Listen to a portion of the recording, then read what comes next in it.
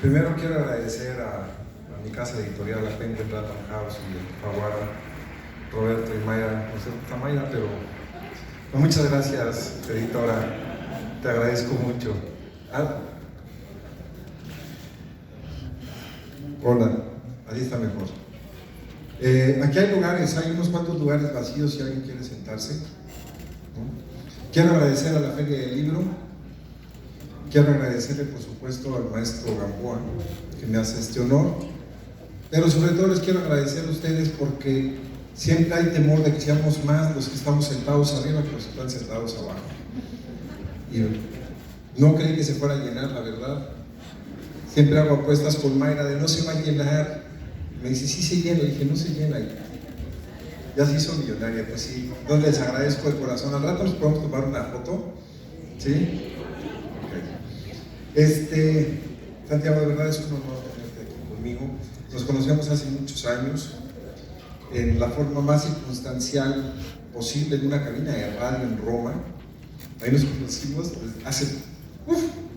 y desde entonces nos hicimos muy buenos amigos y he tenido el enorme placer de ir a cenar a su casa. Me encanta. Pero bueno, no sé cómo sea para ti, querido Santiago, pero hay historias que uno va guardando en la memoria durante muchos años y hay otras que llegan de la nada, sorprenden. El Salvaje es una historia que yo quería contar de mi barrio desde que yo tenía 14, 15 años, porque desde esa edad yo quería ser escritor. Yo quería contar esa historia y terminé contándola. Pero esta historia me llegó como un relámpago de la nada. Lo juro, iba yo en una carretera de Texas con mi amigo Sergio Avilés, cuyo novela recomiendo, Joyas de la Familia, también en Alfaguara. No se lo pierdan. Y es más, si conocen a Sergio Avilés, me lo van a querer alquilar. Tengo versiones miniaturas de Sergio que con mucho gusto se las presto. Un hombre sabio, talentoso. Pero bueno, y le dije, tengo esta historia. Yo quería hablar de Las Extrañas. Las Extrañas es una anomalía. No les voy a decir cuál es, porque de eso se trata el libro, que lo descubran, que se presenta cada 300 años, o cada 200 años. Nacen niños y niñas con esta anomalía, pero mueren muy rápidamente. Para que lleguen a la edad adulta, ha de haber 7 o 8 individuos en los últimos 2000 años. Yo quería contar la historia de estos individuos, de estas mujeres u hombres, en diversas etapas de la vida. En Mongolia del año 1000, para hablar de la guerra y estas personas, en Noruega, 1440, en Inglaterra, 1781, en el México contemporáneo, y luego había inventado un lenguaje que a la hora no apareció, pero yo escribí una novela en un lenguaje inventado, y he 300 páginas en un lenguaje inventado, a ver si quedó la ley, y empecé, tengo 80 páginas de una historia, 40 de otra, 100 de la mexicana, pero empecé a escribir Extrañas y empezó a caminar solita, hasta que terminó en este libro que era cómo venía la ciencia a seres como estos. Ahora, también te quiero hacer una pregunta, Santiago. Yo no tengo idea de qué estoy escribiendo. Tengo una vaga noción de qué se trata. Y quienes leen mis novelas ahorita, David Barraza, que está aquí, que trabajó conmigo muchos años, lo perdí. Ahora es como vicepresidente mundial de Sony, entonces lo perdí. Pero David y yo colaboramos, él ha leído mi material y él sabe que lo voy inventando. Y no sé qué sigue. Hay escritores mucho más serios que yo que sí planean, saben cómo se va a terminar la novela, saben cómo se llaman los personajes. No tengo idea. Estaba yo en Cerdeña. Dije, los primeros 3 que me levanten la mano y me digan sus nombres, salen en mi próxima novela. Ya levantaron la cámara, ahorita te dan sus nombres. Y van a salir en mi próxima novela. Y así garantizo 3 lectores. ¿No? Entonces, yo no planeo. ¿Tú planeas? Bueno, lo que pasa es que lo que está diciendo Guillermo es algo que define para mí, desde mi punto de vista, algo que que certifica y dibuja un poco el ambiente en el que se mueve un escritor como Guillermo. Y yo creo que hay muchos tipos, cada escritor es diferente al otro y hay muchos tipos de escritores, pero muy en el origen hay solo dos tipos de escritores. Y Guillermo lo está diciendo muy bien: el que sabe qué va a escribir y el que no sabe. Ese es el inicio de todo. Y entonces, como dice Guillermo, claro, lo que pasa es que los libros de Guillermo son tan elaborados que por supuesto uno no se da cuenta, y en general el resultado final de estas dos formas de encarar la ficción no se ve claramente cuando uno ve el resultado, ¿verdad? Hay autores, Guillermo conoce muchos, yo también, que hacen un pizarrón al frente de su escritorio y ponen el título y ponen primer capítulo y ponen en ese primer capítulo fulano A encuentra B, hacen una estimación de páginas, ¿verdad? Luego la segunda parte, luego la tercera, cada una de esas partes se divide en 5 y al final inclusive pueden empezar a escribir la novela por el capítulo 6, ¿verdad? En cambio, un escritor como Guillermo tiene que escribir primero la página 1, luego la 2, y no puede hacer la página 286 sin haber escrito la 285 primero, ¿verdad? Así que bueno, ese es claro, desde el punto de vista del lector, tal vez esto no sea visible, sobre todo en novelas tan ricas, tan estructuradas, con una arquitectura tan monumental como las obras de Guillermo, pero es efectivamente así. Y justamente yo quería preguntarte por el personaje principal, William Burton, cuyo apellido me revelaste en la biblioteca, en mi biblioteca en la casa, recuerdas, con las memorias de Richard Burton, el gran viaje en inglés.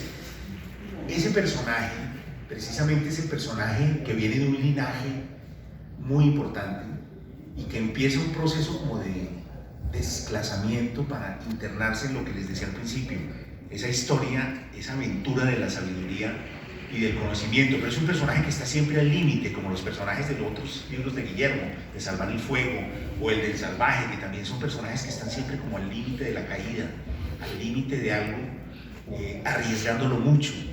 Ese tipo de personaje, Guillermo, es algo que es pienso yo, un poco una constante en tus libros, y ese sí es un centro que se te aparece desde el principio. Tienes una cierta, a partir de personajes, ¿creas tú las historias o más a partir de los argumentos mismos? La verdad, voy tanteando a ciegas. No, lo digo en serio. ¿No? Decía Javier Mayas que hay escritores con mapa y escritores con brújula. Hay otros que nos metemos sin tener la más chingada idea de que estamos hablando. Pero no soy muy mal hablado. Si han leído mis novelas, han visto mis películas, sabrán que Lord inglés no soy. ¿Ok? Me sale la unidad modelo, perdónenme. Y no tengo idea, la verdad, los personajes van surgiendo. Es como si los personajes me dictaran.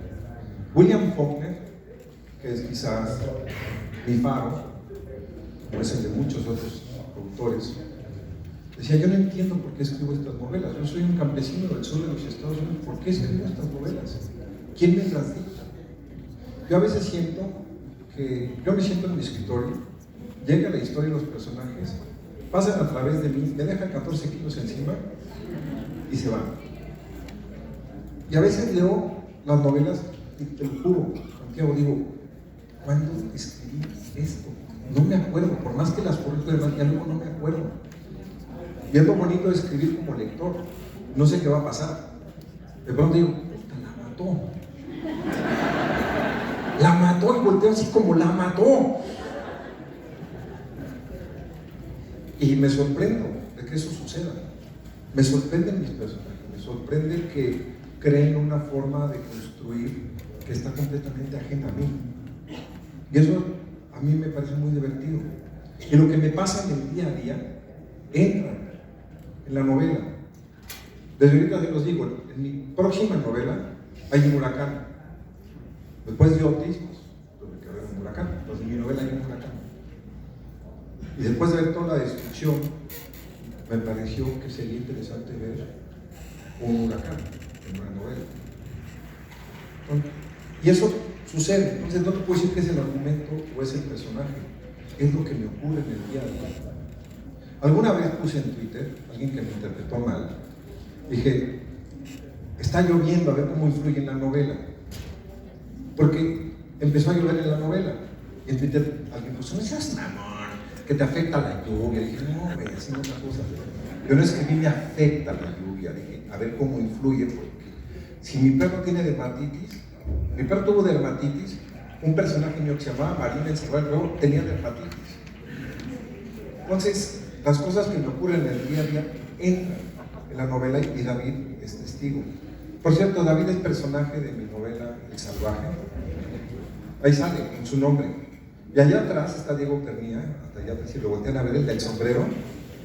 En El Salvaje es el castor furioso y sale con su nombre, Diego Pernía, que también es de las personas a las que les mando mis novelas. Y Diego es de las personas que le voy mandando las novelas como las voy escribiendo, y es testigo de que no tengo idea. Me dice, ¿qué sigue? Sí. La anécdota que cuenta, claro, de que un personaje se murió, me recuerda, porque además tienes algo de esa fuerza y de esa capacidad inventiva y de ese, tal vez por intuición, con tener esa cantidad de historias, una anécdota de Alejandro Dumas, que tenía un hijo que se llamaba también Alejandro Dumas, escritor, y un día el hijo sube a la oficina del padre y encuentra que el padre está en su escritorio en medio de unos papeles y está agachado, llorando desconsoladamente sobre los papeles escritos. Y dice, papá, ¿qué te pasa? Y se acerca, inconsolable, lloraba y sigue llorando. Y finalmente levanta la cabeza Dumas, llorando, y le dice, acaba de morir Portos. Eso te hubiera podido pasar a ti, ¿verdad? La voz que nos cuenta esta historia, Extrañas, es una voz poderosísima que arranca casi que irrespetando completamente la ortografía.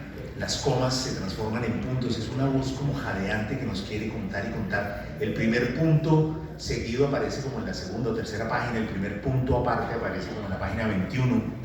Esa voz tú la escuchabas, ¿cómo? Eso sí, porque eso sí no lo había yo leído en otras, esa forma de narrativa con una voz tan directa y tan fuerte, no la conocí en tu obra. Esa se manifestó también del modo en que la ibas oyendo.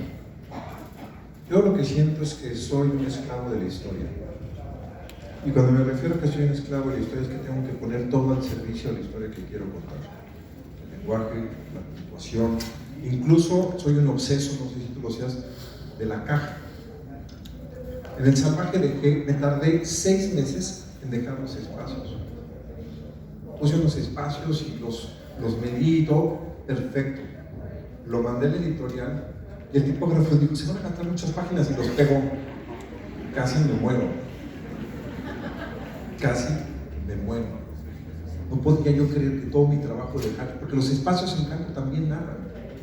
También hay una especie de construcción en el espacio en blanco. Entonces, yo cuando me siento a escribir una novela, estoy un poco perdido.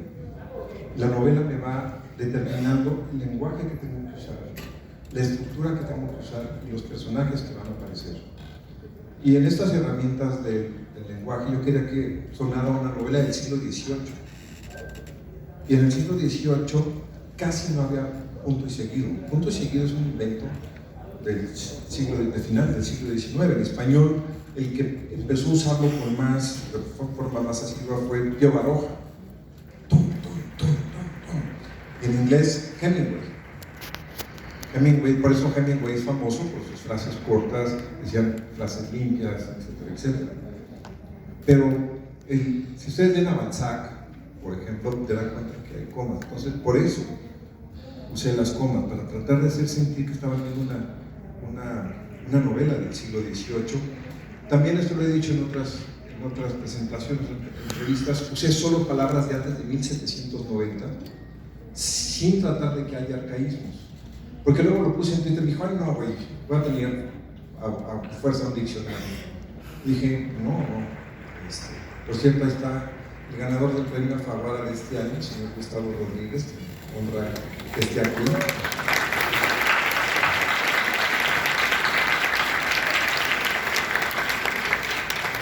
¿Quieren ganarse el premio Alfaguara? Ya tengo la receta. Quédense callos. Volpi, Gustavo, yo y Sacheri.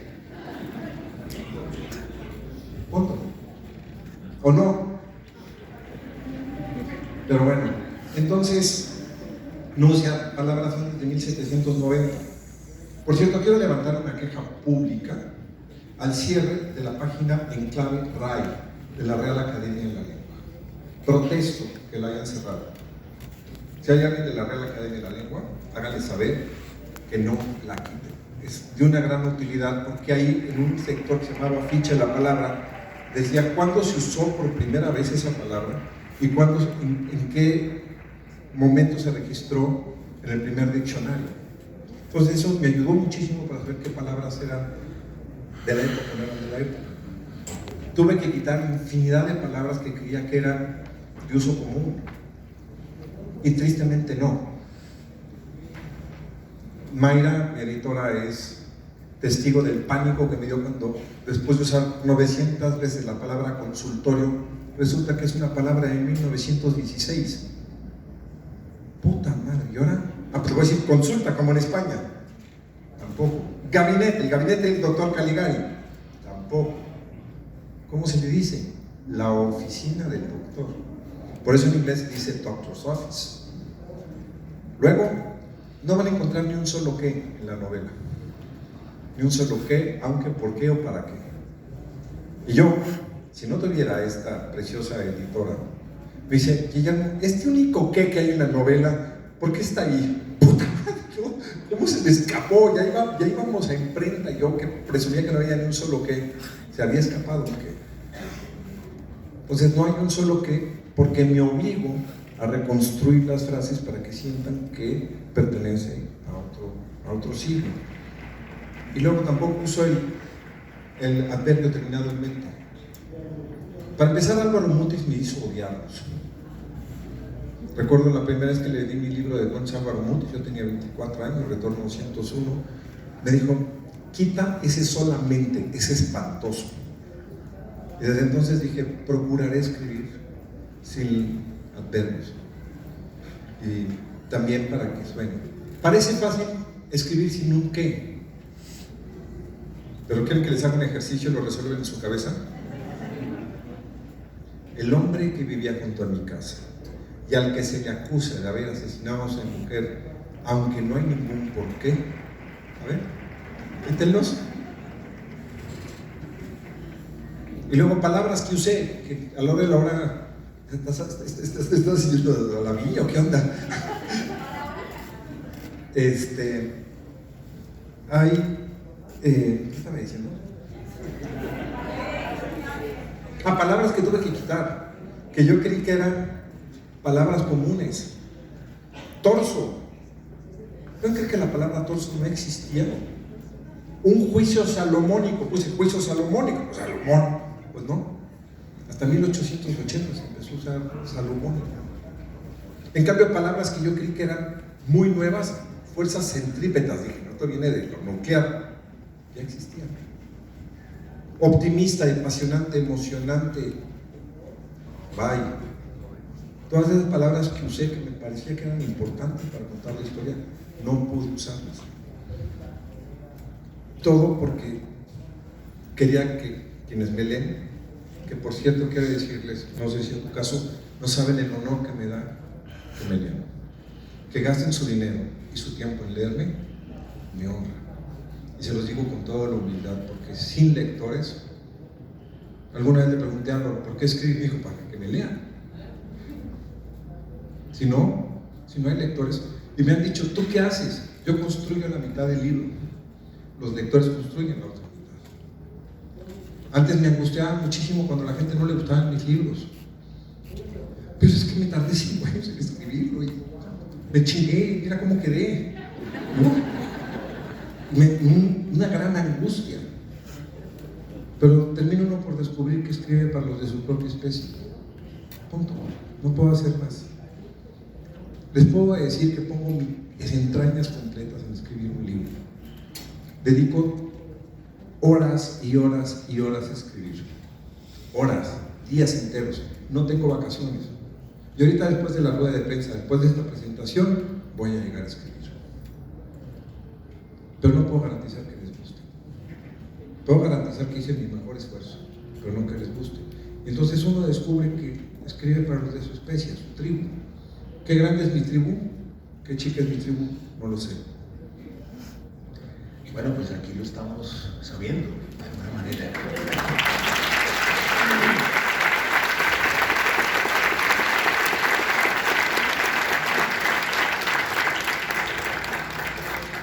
Uno de los temas que a mí me parece o sea, que se repite en tus libros y que en este libro tiene una fuerza increíble es lo que mencionaba al principio, de esta especie de personaje que se sale de su grupo, que se sale de su linaje, que es de alguna forma un traidor, entre comillas, a su clase, ¿no? También hay algo de eso en el personaje de Salvar el Fuego, que es un perseguido por cosas que ha hecho, y el personaje del salvaje también es una especie de solitario que está y no está, que se salió. Son como outsiders, como personas que están afuera.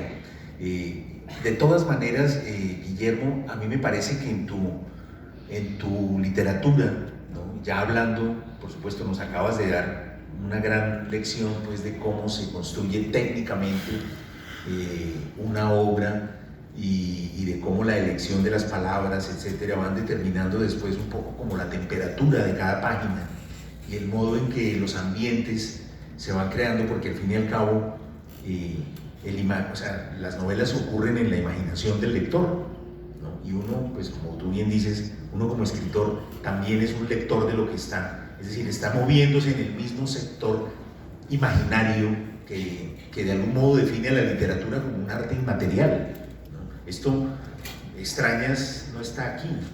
Aquí está el código para llegar a Extrañas. Extrañas está en el imaginario de quien la escribió y de quienes la hemos leído. Ahí es donde está. Por eso esto lo podemos quemar. Y no vamos a quemar la novela. Quemamos una copia en papel en donde hay un código para entrar correctamente a ese mundo imaginario. Pero estos personajes desclasados, un poco traidores y solitarios, tienen que ver con algo. Háblanos un poco de esa figura que también he visto en los guiones que has escrito. Siempre hay este tipo de personaje. ¿Tienes una preferencia por ese tipo de héroes, un poco antihéroes, un poco trágicos, un poco solitarios, personas que arriesgan? ¿Te gusta el riesgo? ¿Es una persona que se enfrenta solo a algo? Creo que acaba de decir algo hermosísimo este señor, que guardaré en mi memoria para siempre. Un libro es un código. O sea, creo que nada ha expresado mejor lo que es el acto de escribir y de leer, como es un código. Y cada quien lo decodifica a su manera. Y la forma de decodificar un libro tiene que ver con tu experiencia de vida, tiene que ver con el momento, tiene que ver con tu roce con la cultura, tiene que ver con tantas cosas. Es una decodificación. Creo que acabas de decir algo memorable en esta feria del libro que ya empañó mi presentación. Se va a quedar eso en la memoria. Es un código. Y sí, los escritores lo que estamos escribiendo son códigos que solamente son desentrañados cuando llega a la mano del otro. Alguna vez yo estudié la carrera de comunicación y como estudié la comunicación porque creía que era la última carrera renacentista de la historia. No sé a quién haya aquí estudiado comunicación, pero llevábamos economía, administración, historia, literatura, corte y confección, cocina 2. Yo era feliz. Si es materia la llevamos, era el lema de comunicación. Y estudié la especialidad en psicología, porque yo quería hacer cine y literatura. Y yo no quiero estudiar ni literatura ni cine, porque quiero hacer literatura y cine, voy a estudiar psicología. Y mis prácticas eran en un psiquiátrico. Y no sé si alguien aquí esté familiarizado con los psiquiátricos, pero son muy interesantes. Y un tipo me daba, escribía en el papel de estaño de los cigarros, escribía cosas en código. Me decía, necesito que le des esto a los aliados. Y aquí viene todo el plan para que yo pueda escapar. Y me los entregaba creyendo que yo se los iba a entregar a los aliados. Se los entregué, pero nunca entendieron. Pero, por ejemplo, me decía, El 1 equivale a la X equivale a la L, la L equivale a la M. Y era muy sofisticado el código que usaba este hombre para darle mensajes a los aliados. Creo que eso es lo que estamos haciendo nosotros. Darle a los lectores y a las lectoras, que son nuestras aliadas y nuestros aliados, los instrumentos para comunicarnos entre nosotros. Lo que escuché algo muy hermoso. Cuando alguien lee en voz alta, le está poniendo voz a un muerto. Porque cuántas veces no leemos al Quijote en voz alta o leemos a Shakespeare en voz alta, son muertos. Y estamos recuperando la vida y la voz de esas personas al leerlos en voz alta. Y eso es lo que creo que la razón por la que estamos todos en esta feria del libro y la razón por la cual estamos vinculados al libro es porque creamos un tejido. La literatura viene de la cacería. Cuando llegaban al fuego a platicar las historias de lo que había sucedido en la experiencia cinegética. Por eso en las cavernas la mayor parte de lo que está pintado son historias de animales y hombrecitos con sus arcos, ¿se han dado cuenta? En la pandemia me ganó el premio Alfaguara, que es lo que no saben cómo soñé con ganarme ese premio. Y me saboreaba el viaje por todo el mundo, a todos los países de América Latina, Estados Unidos y España. ¿Y qué creen? Me entregaban el premio el 18 de marzo del 2020. Y chao, compadre, bye, se acabó, no hay viaje. Dije, puta madre, tanto que quería mi premio Alfaguara y ahora sí que me quedé pelón. Y empecé a descubrir a través de personas que están aquí, de Flor Pecheto, de Valentina Traba, de Maura Gómez, de Rodrigo Hunda, que están por aquí, Cata Flor, y empecé a regresar la literatura al fuego. Empezaron a crecer los clubes de lectura, que nos vamos a reunir otra vez alrededor del fuego a contarnos historias y hablar de las historias. Me pareció de lo más hermoso estos clubes de lectura. Y por eso he aceptado ir a todos los clubes de lectura. Algunos han sido de 3 personas, no sé si están aquí las 3 primas de Morelia.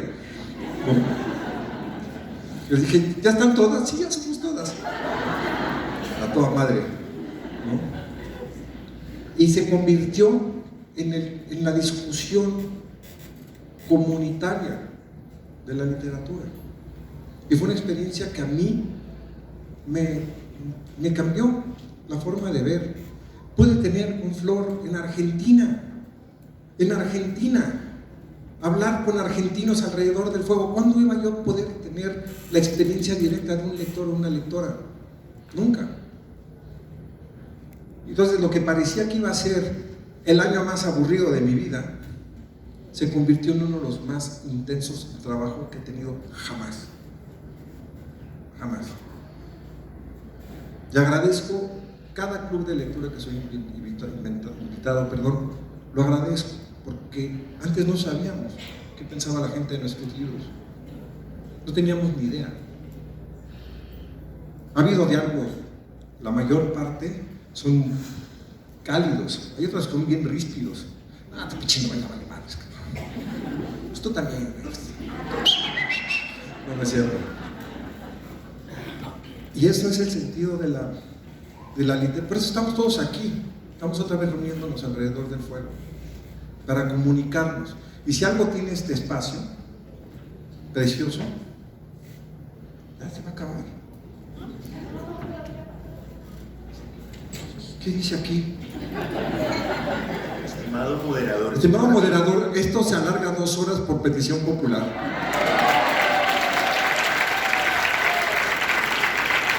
Ahí lo dice. A ver que nos saquen. A ver que nos saquen. A ver quién va a venir aquí. ¿Quién sigue? Que nos saquen. protesta. Pero bueno, este es el espacio otra vez de fuego. Por eso sirven las ferias del libro. Y aquí nos encontramos editores, nos encontramos colegas, nos encontramos lectoras y lectores, nos encontramos los medios de comunicación a los que los escritores les vamos a agradecer siempre.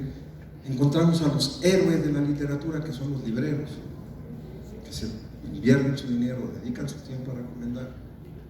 Este es el espacio con el cual mantenemos ese fuego, donde nos contamos historias. Y no nos podemos explicar el mundo sin contarnos historias. ¿Por qué tenemos que inventar historias? Porque si no nos explicamos, no nos entendemos. Podemos hablar del cacicazgo y estudiar 26 libros escritos por antropólogos en los años 50. El libro más preclaro es Pedro Páramo. No todos esos ensayos académicos, es Pedro Páramo. Podemos hablar de los horrores de la guerra, de la terrible guerra que ha habido entre liberales y conservadores en Colombia. 100 años de soledad es el libro al que vamos para entender la realidad colombiana. Y así, Vargas Llosa, la peruana, Martínez Guzmán, nuestra revolución, porque es la ficción la que nos permite entender quiénes somos. Y hablas de los viajes que querías haber hecho con el libro y que terminaste haciendo de otra manera. Y en la novela, en Extrañas, hay una vieja tradición que yo siento que viene de muy atrás, que es la idea del viaje iniciático, porque los personajes en algún momento, bueno, supongo que muchos han leído ya el libro y esto por supuesto no les va a dañar la lectura, pero ahí está la tradición del viaje como el momento en el que un personaje se aleja, se interna en un lugar inhóspito para tener un conocimiento que lo hará después distinto a los demás. Piensen por ejemplo en la idea del descenso a los infiernos de Ulises, inclusive en la tradición religiosa Cristo, el descenso al infierno en general, al Hades, y el acercarse a cosas que luego le permiten tener un conocimiento que lo diferencia de las demás personas.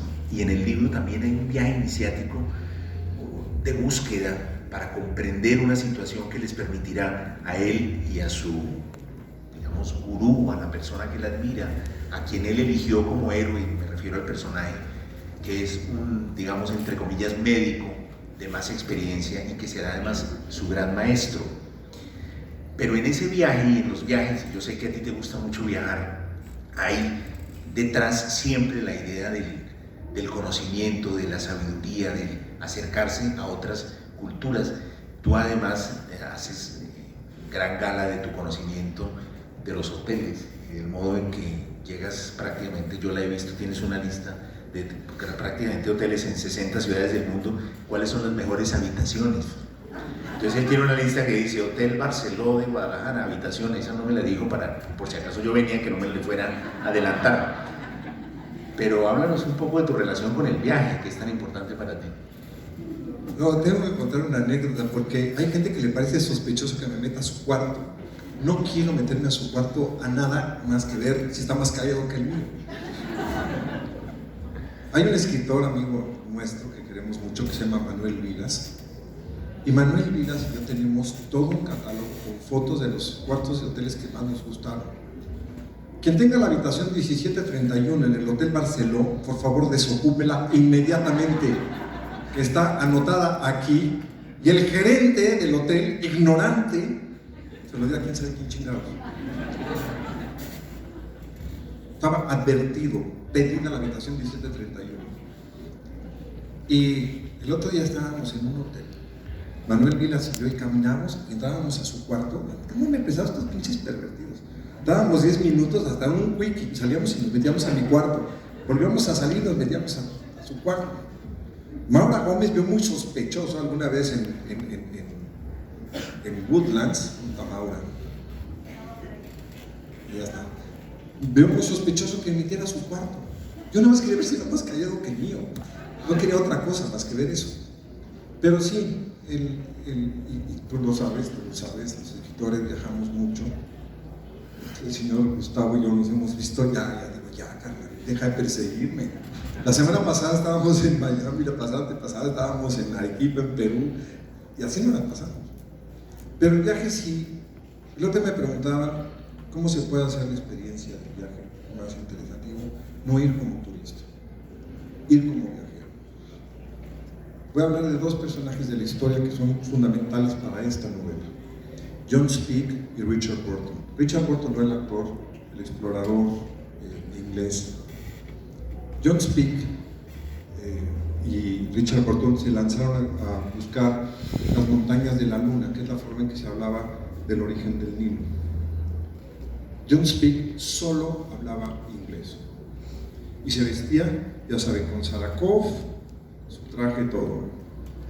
Richard Burton se vestía con la ropa de la gente, hablaba 38 idiomas y 18 dialectos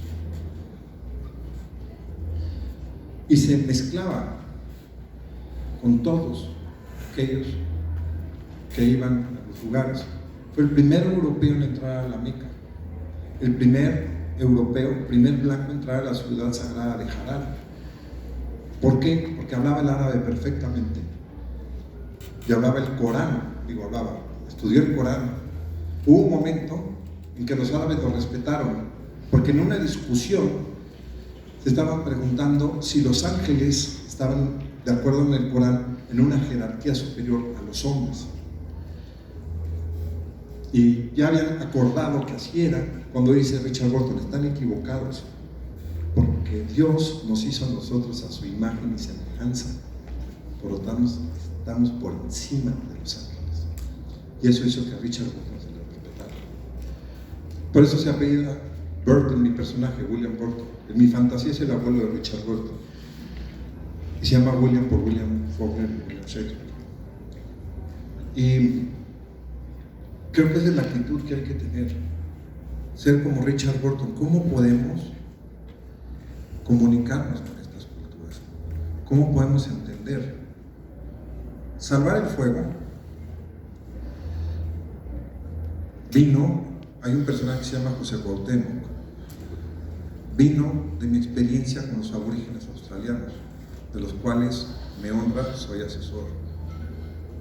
Cuando conocí a un aborigen australiano, las facciones de aborigen, pero rubios, azules, me pareció fascinante eso. Y entrar en esa comunidad y entender esa comunidad me ha permitido entender mucho de mí mismo, entender qué sucede con las culturas donde había una población nativa y llegaron los europeos. Y es curioso, pero la situación de los aborígenes australianos es la misma de los maoríes en Nueva Zelanda, los que también soy asesor, de los nativos americanos en Estados Unidos, de los nativos en Brasil y de, obviamente, nuestros pueblos originarios. Es muy semejante y es curioso cómo a partir desde Australia pude ver mejor a mi país de lo que hubiera supuesto. En los años en los que yo estaba escribiendo Extrañas, me hicieron el honor del Festival de Cine del Cairo de darme el reconocimiento al personaje del año. Se llama Lifetime Achievement Award. Y no solo eso, me trataron como faraón. Me mandaron primera clase al Cairo, a mí y a mi familia, mujer y mis hijos. Nos pusieron en la única vez que estaba en la suite presidencial del Four Seasons del Cairo. No mames, necesito GPS para llegar de un cuarto a otro. Y me dieron un crucero por el Nilo. Y ese crucero por el Nilo me pareció fascinante. No, ya déjate de traer tus papelitos, hija. Ya no sé. Chale, canal. Este es muy favorable, este que acaba de llegar. Así, ¿qué? Dice 1 hora, ¿no? 5 horas más. Bueno, entonces, como les digo, todo eso se va incorporando. No sé si conozcan Egipto, pero yo no tenía idea de lo que me iba a topar. No tenía idea. ¿Cómo construyeron esos templos, esas pirámides? ¿Cómo construyeron esa sabiduría? Los libros hay. El infinito en un junco viene de los papiros hechos por los egipcios. Entonces, ese viaje terminó siendo parte de este viaje. Oye, y hay una cosa bellísima en tu libro, casi una anotación rápida, pero que le da mucho sentido a todo, y es el ajedrez. Y tú dices que el ajedrez es el origen de la ciencia y el origen de la poesía. ¿Tú juegas ajedrez? ¿Cuál es tu relación con el ajedrez? Bueno, pero quiero decirles que el ajedrez, es que es muy chistoso cómo entró el ajedrez en esta novela. A mí me invitaron a una cosa que a unos cursos que se llaman Masterclass. Yo iba a dar un curso en Masterclass, se terminó cayendo porque... Y en eso me regalaron una suscripción a Masterclass y sale Kasparov hablando del ajedrez. Y dije, voy a meter el ajedrez. Porque salió Kasparov y dije, pues está bien interesante meter el ajedrez. Y por eso metí el ajedrez. Sí juego ajedrez. En mi generación hubo en 1974 una partida legendaria, en 73 o 74, entre Boris Spassky y Fischer. Entonces yo jugaba diario ajedrez. Pero hay gente que planea, sabe todo del ajedrez. Yo juego así como al aventón, no soy. Y empecé a reflexionar cómo sería el ajedrez sin una pieza. ¿Cómo se jugaría el ajedrez sin rey? Como no hay a quien matar, ¿cómo se desarrolla el ajedrez sin un rey? ¿Cómo se ve el ajedrez desde acá, desde acá, desde acá, desde acá, desde acá? Y un personaje le dice al otro, hay que pensar como poeta para ser científico. Si las grandes batallas las ganaron quienes pensaron como poetas. Jericó, con trompetas, y Troya, con un caballo. No pensaron en estrategia común y corriente, las pensaron como poetas. Entonces el ajedrez me ayudó para hacer una reflexión sobre cómo aproximarse al conocimiento. Y el maestro le dice, a ti te enseñaron a ganar el centro. ¿Alguien juega aquí ajedrez? La mayor parte es, gana el centro, gana en el centro, controla el centro. Y este tipo empieza a jugar sacando el peón de la torre de la reina. Y este se confunde, ¿sí? Y le termina ganando y dice, pues no me ganó el centro, me ganó yendo por los extremos. Es que tienes que pensar de una forma distinta como te han enseñado, y por eso usé la excusa del ajedrez, pero realmente fue porque vi un programa de Kasparov. Bueno, yo tengo una cantidad de notas, pero ya no tenemos tiempo. Solamente una nota rápida en tu relación con el cine. Yo he visto como espectador mucho, pues obviamente el gran éxito que tiene el cine mexicano, en donde tú tienes, por supuesto, una parte también.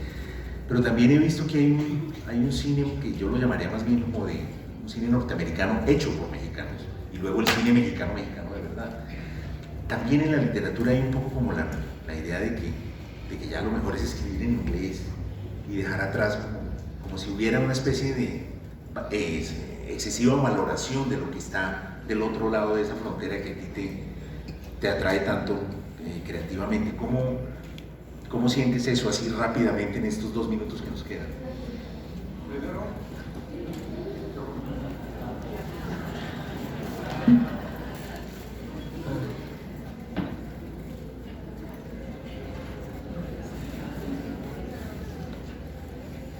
No sé si se ve un chingo de ti. No, ¿sí? Ah, que me bajo de la foto. Sí.